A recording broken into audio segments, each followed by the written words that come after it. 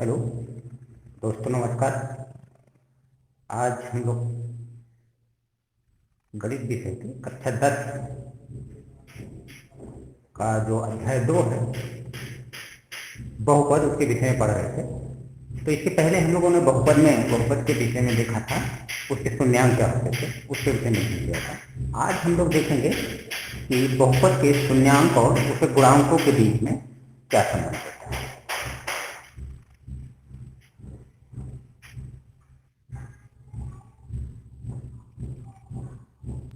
बहुपद के शून्यांक तथा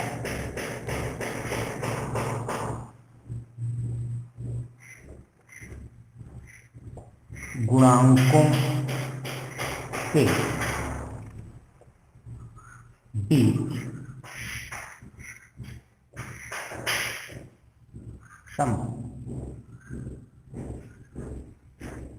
इसके पहले वाले क्लास में हम लोगों ने बहुपद के शून्यांक तथा गुणांक, इन दोनों के विषय में चर्चा कर सकते हैं। आज हम लोग बहुपद के शून्यांक और गुणांकों के बीच में क्या संबंध होते हैं, इस विषय में अध्ययन करें। पिछले वाली कक्षा में हम लोग देखे थे कि अगर कोई रेखीय बहुपद है तो उसके गुणांकों और शून्यांकों के बीच में क्या संबंध होता था, इसके बाद की भी चर्चा हम लोगों ने कर दी। आज इस क्लास में हम लोग रेखी से आगे द्विघाती बहुपद, त्रिघाती बहुपद या n घात वाले बहुपद हैं तो उनके शून्यांकों के बीच और गुणांकों के बीच में क्या संबंध है। बेस के लिए हमारा मुख्य काम रहेगा कि द्विघाती व्यंजक जो क्वाड्रेटिक इक्वेशन हैं उनके बीच में, उनके गुणांकों के बीच में संबंध स्थापित करना। तो चलिए कुछ एग्जाम्पल लेते हैं।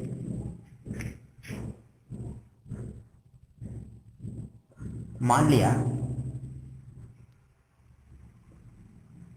दिया गया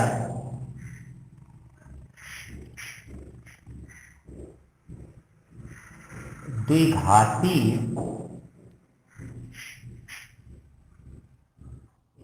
बहुपद ax² plus by² plus c है। ठीक, हमारे पास कोई बहुपद है, सही, ax² plus bx plus c, ये हमारे पास एक बहुपद है। अब अगर इसके शून्यांक, क्योंकि हम लोगों ने देखा था कि कोई अगर द्विघात का बहुपद है तो उसके अधिक से अधिक शून्यांक 2 शून्यांक, अगर 3 घात का बहुपद है तो उसके अधिक से अधिक जो शून्यांक है 3 शून्यांक। तो जितने घात का बहुपद होता है उस बहुपद के शून्यांकों की संख्या अधिक से अधिक उसके घात के बराबर होती, और अगर शून्यांक की संख्या कम है तो वो कम हो सकती है। मतलब कहने का, अगर घात 3 है तो शून्यांक की संख्या 3 भी हो सकती है, 2 भी हो सकती है, 1 भी हो सकती है, और कोई। तो इस स्थिति में अगर ये घात 2 घाती व्यंजक है, मतलब ये बहुपद 2 घात वाला बहुपद है, इसके शून्यांकों की संख्या कितनी होगी? 2।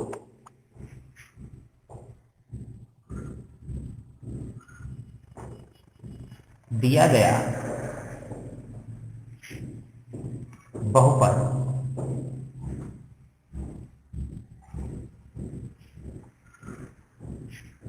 द्विघाती है, इसलिए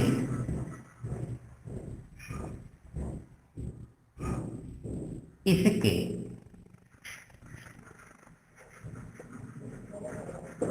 शून्यांकों की संख्या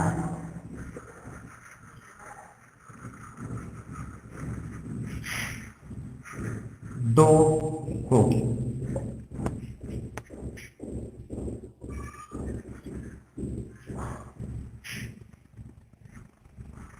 मान लीजिए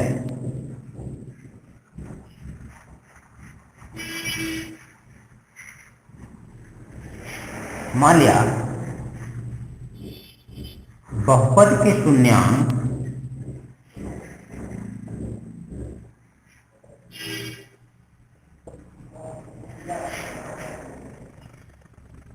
अल्फा तथा बीटा है।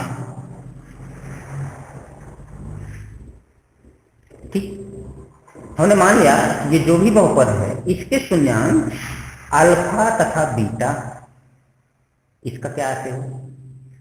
इसका आशय ये हुआ कि अगर x की जगह इस बहुपद में अल्फा रख दिया जाए तो बहुपद का मान 0 के बराबर होगा,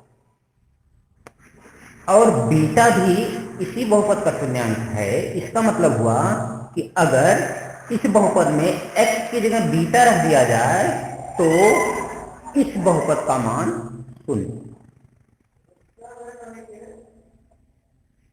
इसका तात्पर्य लिखा जा सकता है कि ax square plus bx plus c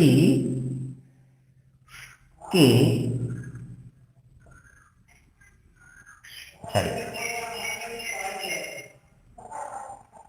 शून्यांक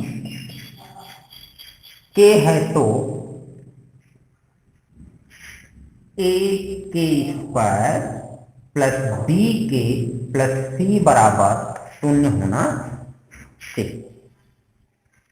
इसका मतलब के square plus b by a के plus c by a equal to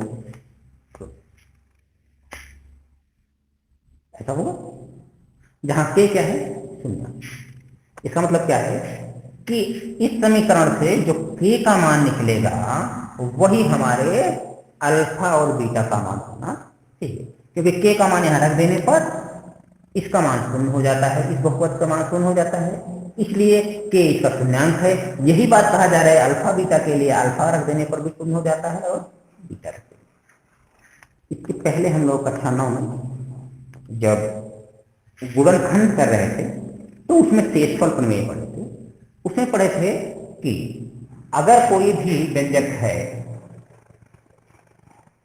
x square plus b x plus c, अगर इसमें x बराबर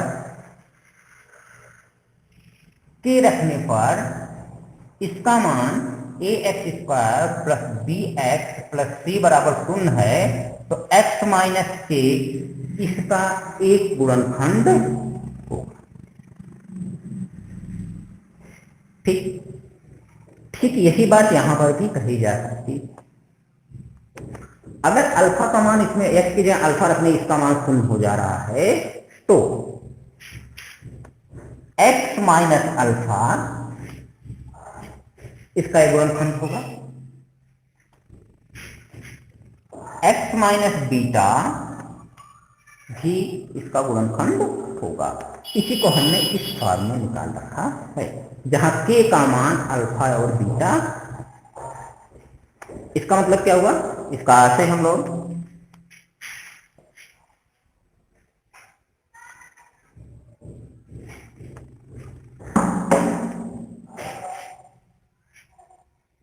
यदि अल्फा तथा बीटा बहुपद के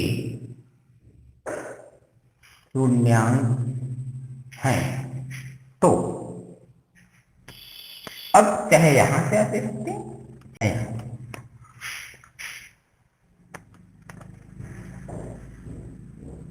एक्स माइनस अल्फा तथा एक्स माइनस बीटा बहुपद के गुणनखंड होंगे। इसका मतलब क्या हुआ? इसका मतलब हुआ कि अगर इन दोनों को गुणा कर दिया जाए तो इसका मान इसके बराबर, इसका अर्थ हुआ x minus alpha into x minus beta, ये वही बहुपद होगा जो दिया गया।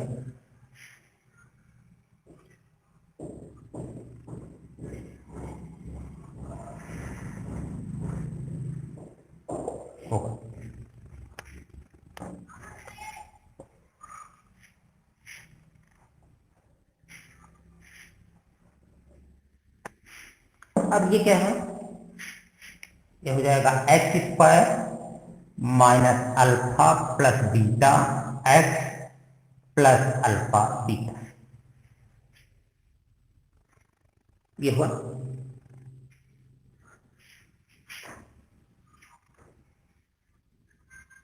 ये मान लीजिए सेकंड, और जो पहले लिखा था वो, अतः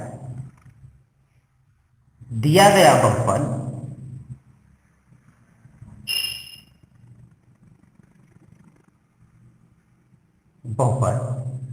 तथा प्राप्त बहुपद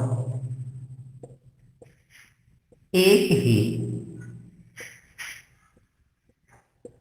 व्यंजक है। इसलिए क्या होगा,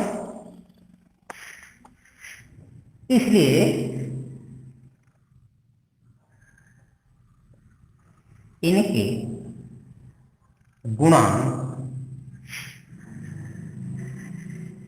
समानुपाती होंगे।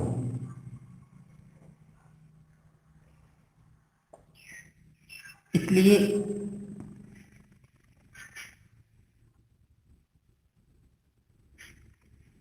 अतः एक्स स्क्वायर गुणा इसमें कितना है टी, और जो हमारा ओरिजिनल बहुपद था वो था a x square plus b x plus c. ये दोनों बहुपद एक ही बहुपद को व्यंजक को रिप्रेजेंट करने हैं, इसलिए ये हो जाएगा एक बटे ए बराबर एक्स का गुणांक माइनस अल्फा प्लस बीटा बटे बी बराबर अल्फा प्लस बीटा बटे सी। ये बराबर यहां से आपको निकलेगा अल्फा प्लस बीटा बराबर माइनस बी बटे ए, और निकलेगा अल्फा बीटा बराबर सी बटे। ये दोनों हमें देंगे alpha plus beta equal to minus b बटे a, alpha beta equal to c बटे।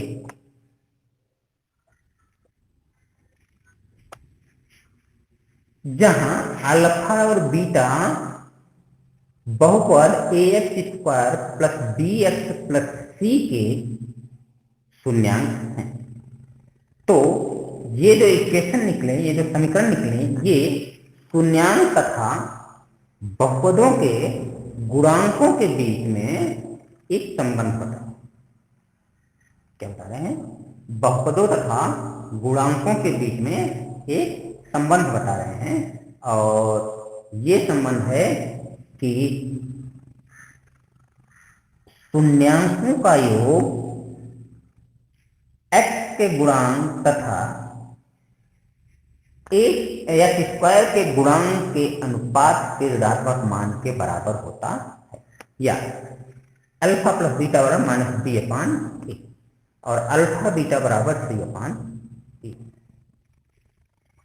तो इसकी सहायता से हम, अगर आपके पास शून्यांक पता है तो आप बहुपद पता कर सकते हैं, या बहुपद पता है तो आप उससे शून्यांक निकाल सकते हैं।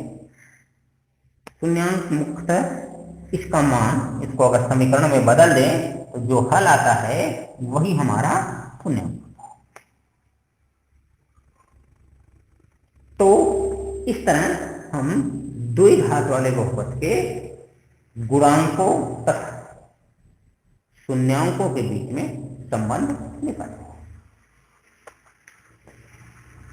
अब कुछ सवाल करते हैं हम लोग।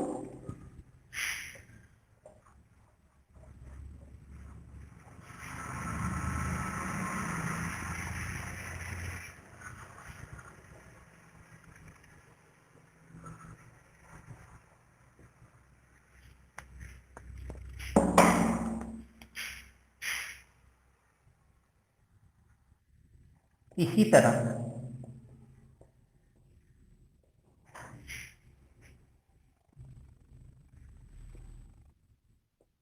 तीन घात वाले व्यंजकों के गुणांकों तथा शून्यांकों में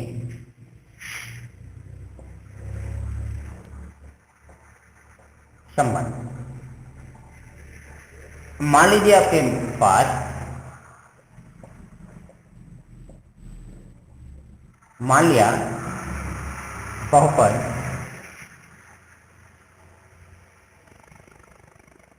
ए x cube plus b x square plus c x plus b है तथा इसके शून्यांक अल्फा बीटा और गामा है। मैंने मान लिया कि हमारे पास बहुपद है a x cube plus b x square plus c x plus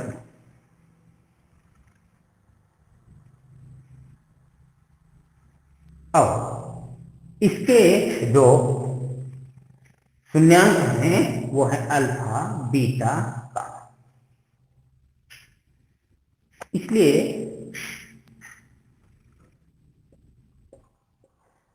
शून्यांकों की सहायता से बहुपद निम्न रूप में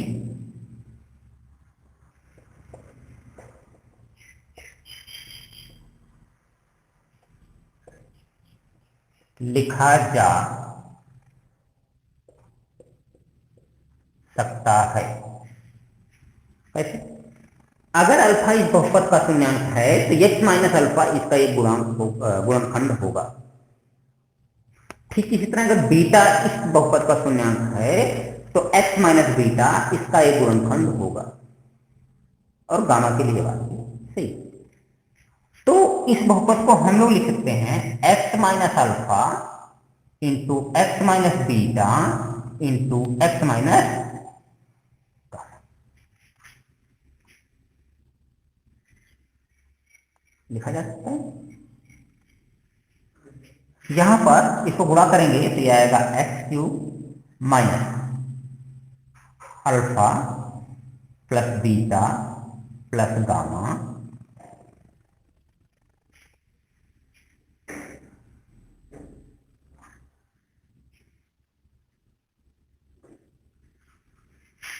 एक्स स्क्वायर पूरा x square minus alpha plus beta x plus alpha beta फिर एक्स माइनस गामा का गुणा करिए तो x cube minus alpha plus beta x square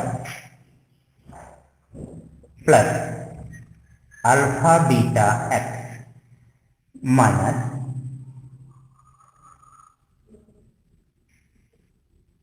gamma x square minus alpha gamma minus beta gamma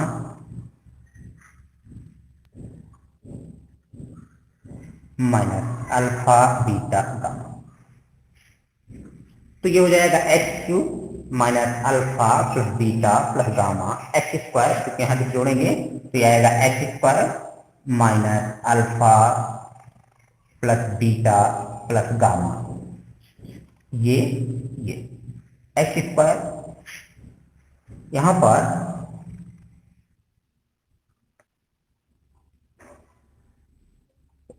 ये x रहेगा और ये plus, ये हो जाएगा plus alpha beta plus beta gamma plus gamma alpha x plus minus alpha beta gamma. तो यहां से निकल आएगा plus alpha beta plus beta gamma plus gamma alpha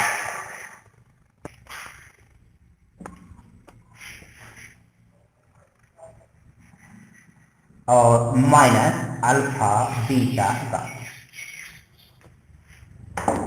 ये आपका व्यंजक बहुपद, ये बहुपद और ये दोनों एक ही। क्यों? क्योंकि ये इसी के गुणनखंड है। जो बहुपद हमारा दिया हुआ है उसी के गुणनखंड है, इसलिए ये और ये इसकी सहायता से निकाला गया बहुपद और जिन बहुपद दोनों एक ही हैं। अतः यह दिया गया बहुपद को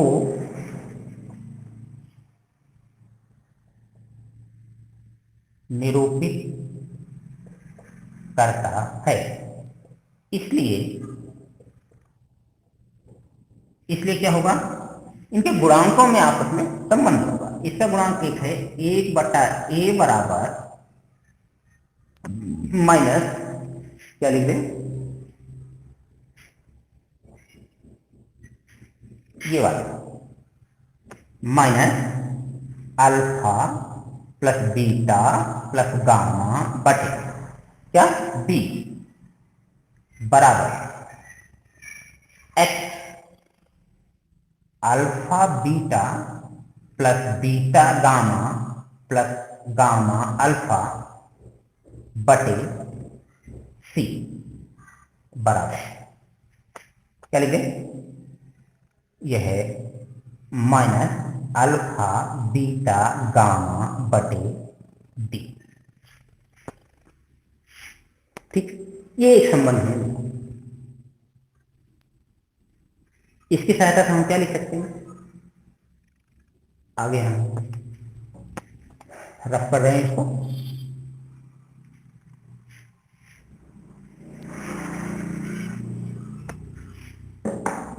इसकी सहायता से ये मिला कि alpha plus beta plus gamma बराबर, ये क्या हो जाएगा, माइनस बी बटे ए। यहां क्या हो जाएगा, alpha beta plus beta gamma plus gamma alpha बराबर सी बटे ए। और क्या होगा, माइनस अल्फा बीटा गामा, ये बराबर हो जाएगा डी बटे ए, और ये माइनस कर दे तो माइनस डी बटे। अब हमें गुणांकों के बीच, बहुपद के गुणांकों और शून्यांकों के बीच में संबंध निकालना। ये क्या लिखा है कि शून्यांकों का योग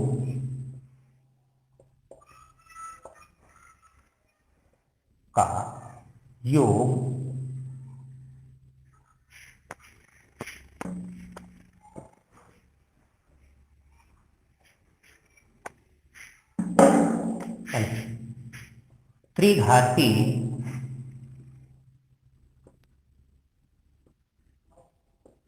व्यंजक बहुपद में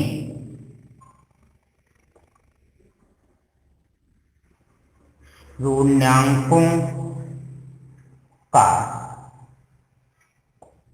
योग बराबर होता है ऋण,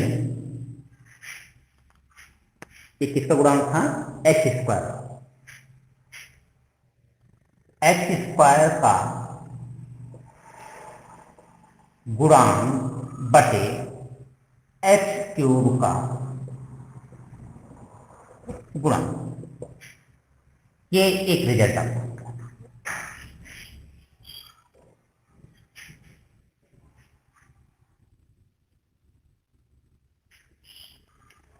यहां दूसरा क्या है, शून्यांकों के युग्मों के गुणनफल का योग, ये बराबर होता है, ये ये किस गुणांक था, यहां पर हो जाएगा सी, सी बटे ए, और सी गुणांक था एक्स का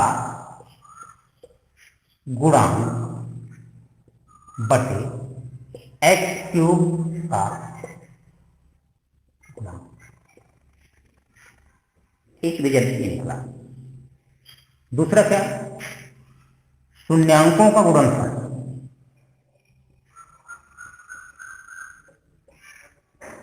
शून्यांकों का गुणनफल बराबर अचर पद बटे एक्स क्यूब का गुणांक। तो ये तीन रिजल्ट हमारे पास आए। ये तीन घाती व्यंजक के लिए उपयुक्त है। अगर आपके पास तीन घाती व्यंजक है तो उसके गुणांकों और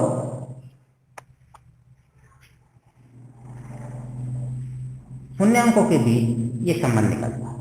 द्विघाती व्यंजक के लिए हम लोगों ने इसके पहले निकाला, उसके लिए क्या था,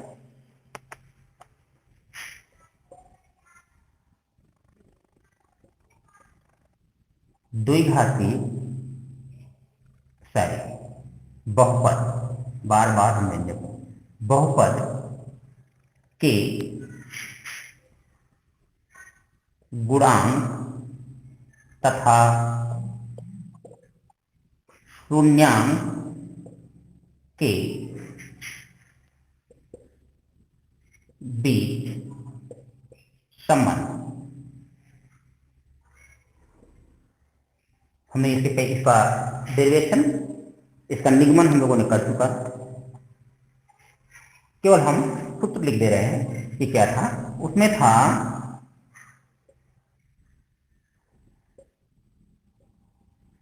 शून्यांकों का योग, ये बराबर था ऋण एक्स का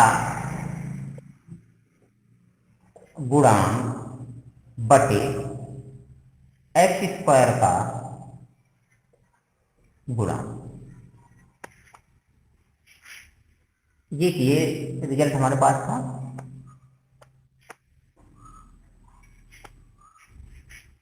दूसरा था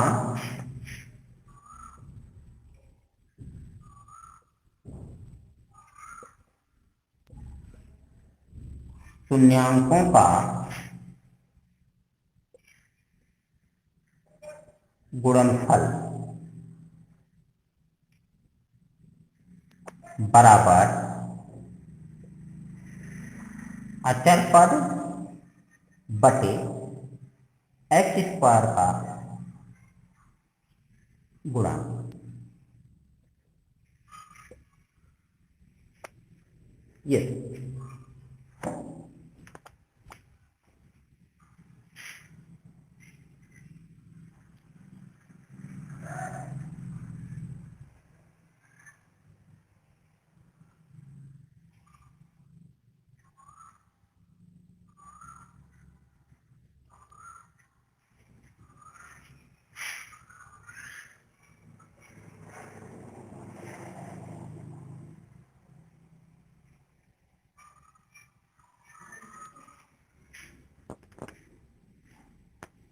तो हमने ये कुछ तथ्य निकाले, ये कुछ सूत्र हैं जिनका उपयोग हम लोग सवालों को हल करने में तीन घाती व्यंजक के लिए कि त्रिघाती बहुपद में शून्यांकों का योग बराबर होता है ऋण एक्स स्क्वायर का गुणांक अपान एक्स क्यूब का गुणांक।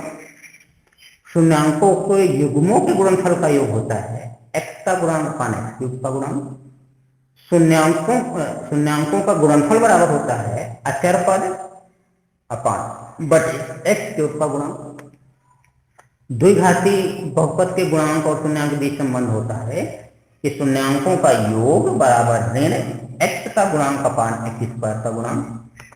शून्यांकों का गुणनफल बराबर होता है अचर पद अपान बटे एक्स स्क्वायर का गुणांक। तो ये त्रिघाती द्विघाती बहुपदों के शून्यांकों और गुणांकों के बीच में संबंध। इसी तरह हम n घाती बहुपदों के लिए भी उनके गुणांकों और शून्यांकों के बीच में संबंध ज्ञात करते हैं। अब हम कुछ उदाहरण की सहायता से ले सकते हैं, उसमें देखेंगे कि उनके शून्यांकों और गुणांकों के बीच के संबंध की सहायता से कैसे किया जा सकता है।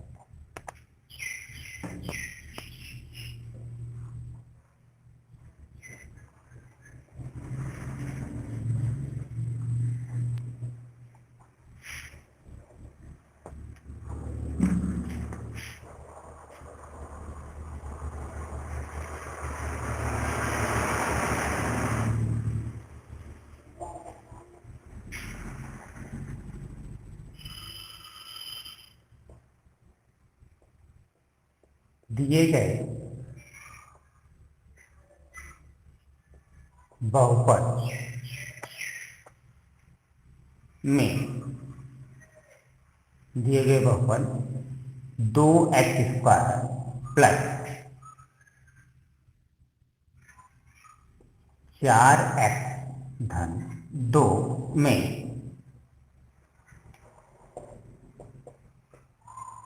शून्यांकों का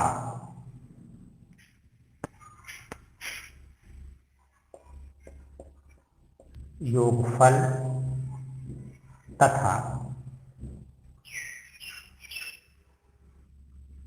गुणनफल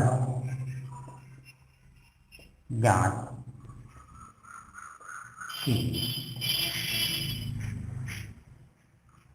आपके पास सवाल है कि 2x² धन 4x धन 2 ये एक बहुपद है द्विघाती, इसके गुणांकों तथा शून्यांकों के बीच का इसके शून्यांकों का योगफल तथा गुणनफल ज्ञात करना।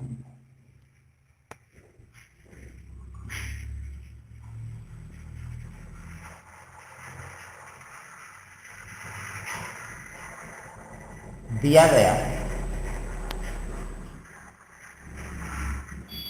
बहुपद 2x² धन 4x धन 2 है।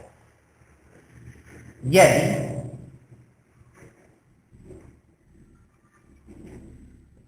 बहुपद के शून्यांक अल्फा तथा बीटा हैं तो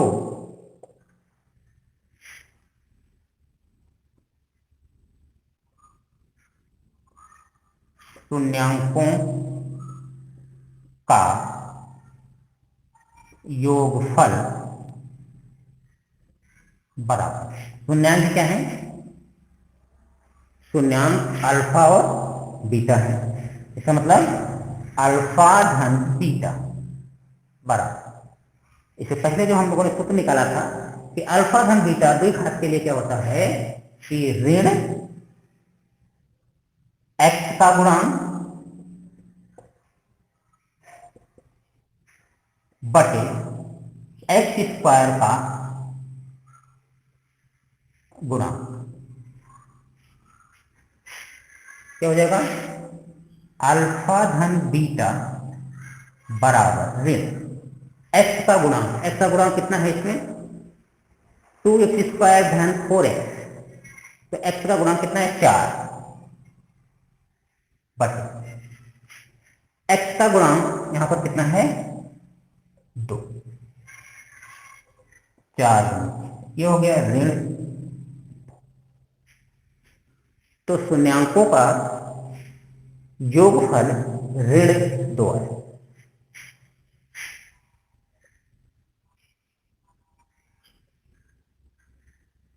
शून्यांकों का गुणनफल बराबर अल्फा बीटा, ठीक है, शून्यांकों का गुणनफल। अल्फा बीटा हो बराबर क्या होता है, अचर पर दो काटेड होता है बट एच स्क्वायर का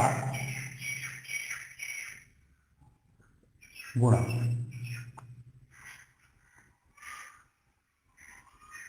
अचर पद क्या है यहां पे,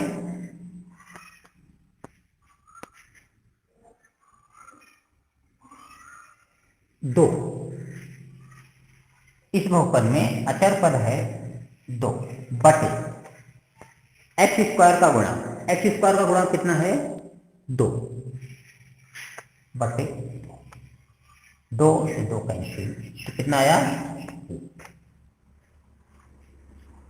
तो अगर कोई आपको बहुपद दिया है तो आप बहुपद के शून्यांकों का योगफल तथा शून्यांकों का गुणनफल याद कर सकते।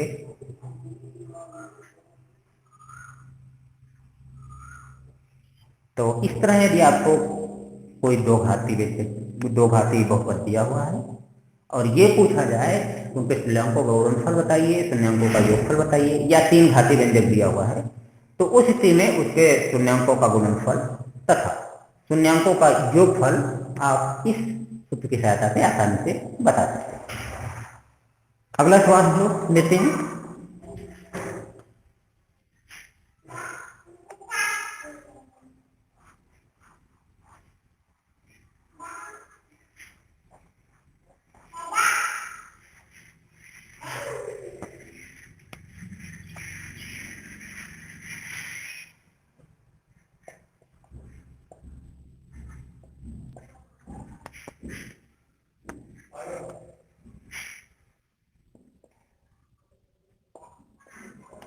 दिए गए बहुपद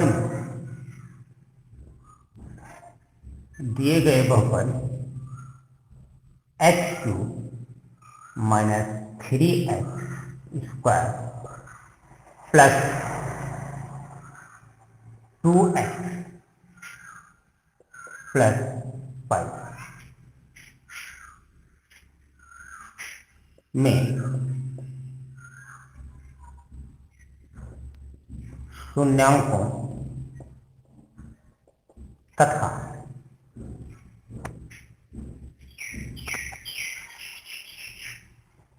शून्यांकों का योगफल तथा गुणनफल ज्ञात कीजिए।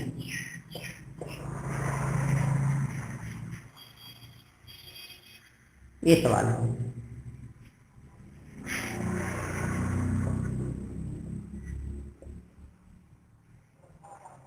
दिया गया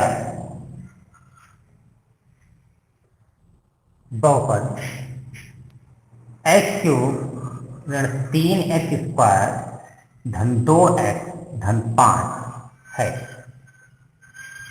यदि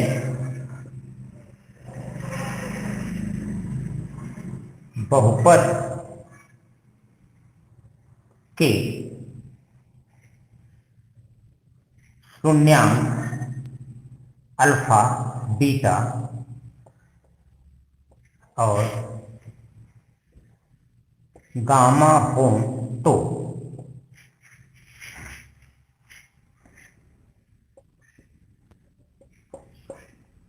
शून्यांकों का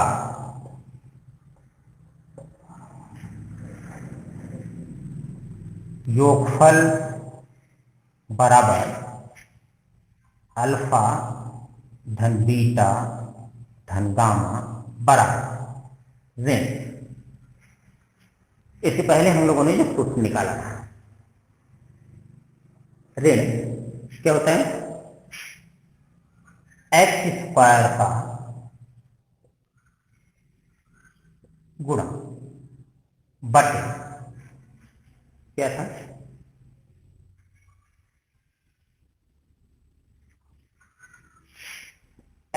क्यूब का गुणा, ये कितना हो जाएगा, बराबर ऋण आपका बहुपद है एक्स क्यूब ऋण 3x² धन 2x धन 5। इसमें x² का गुणांक कितना होगा, ऋण 3, क्या हो जाएगा, ऋण 3 बटे एक्स क्यूब का गुणांक, एक्स क्यूब का गुणांक क्या होगा, 1, और ऋण ऋण का गुणांक रहेंगे, कितना आएगा, 3। तो शून्यांकों का योगफल आया 3, शून्यांकों का गुणनफल बराबर अल्फा बीटा गामा।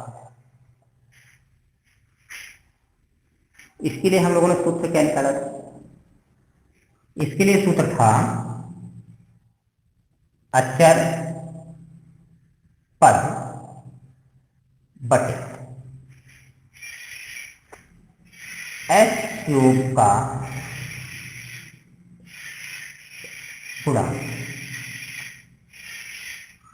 इसमें अचर पद क्या है, अचर पद है 5,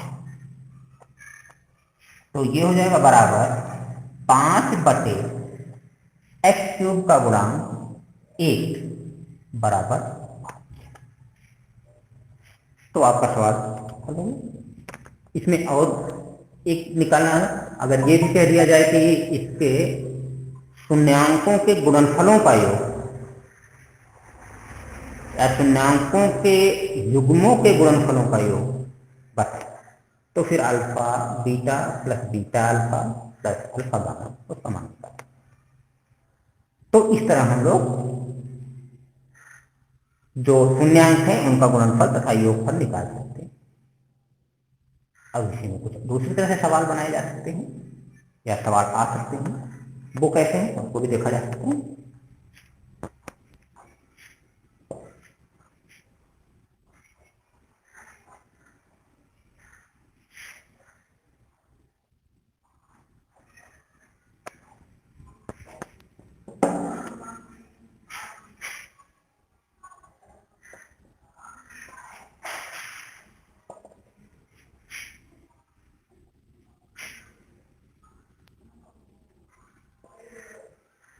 बहुपद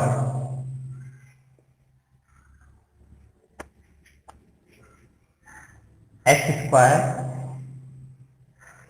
ऋण 5x धन 6 का एक शून्यांक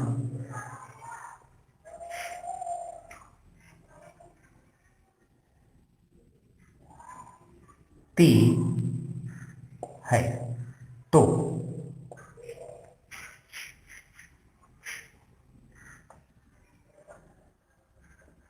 दूसरा शून्यांक ज्ञात कीजिए।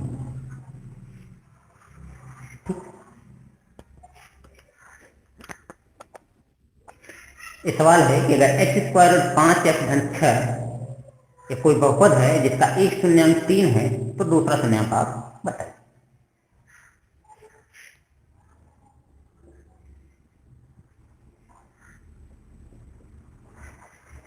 दिया गया बहुपद x² ऋण 5x धन 6 है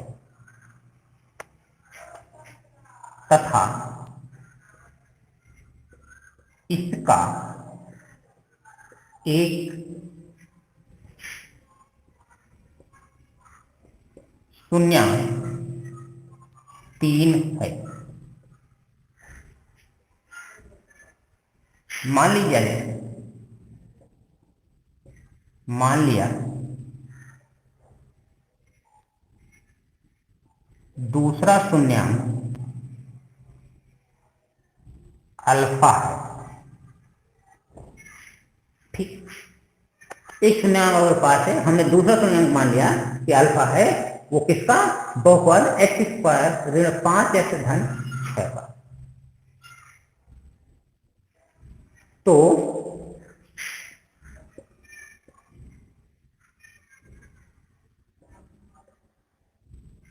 शून्यांकों का योगफल बराबर, इसका एक शून्यांक 3 है, दूसरा शून्यांक अल्फा है, इसलिए शून्यांकों का योगफल 3 धन अल्फा। और हमारा फार्मूला सूत्र क्या कहता है? उसके अनुसार यह बराबर होता है एक्स स्क्वायर का गुणांक बटे, सॉरी, एक्स का गुणांक बटे एक्स स्क्वायर का गुणांक। ठीक, द्विघातीय बहुपद के लिए शून्यांकों का योगफल x के गुणांक ऋण x के गुणांक बटे एक्स स्क्वायर के गुणांक ऋण। अब क्या होगा? ये प्रदर्शित करेगा कि 3 धन अल्फा बराबर ऋण एक्स का गुणांक, एक्स का गुणांक क्या है? ऋण 5। क्या हो जाएगा? ऋण 5 बटे एक्स स्क्वायर का गुणांक, तो यहां एक्स स्क्वायर गुणांक 1।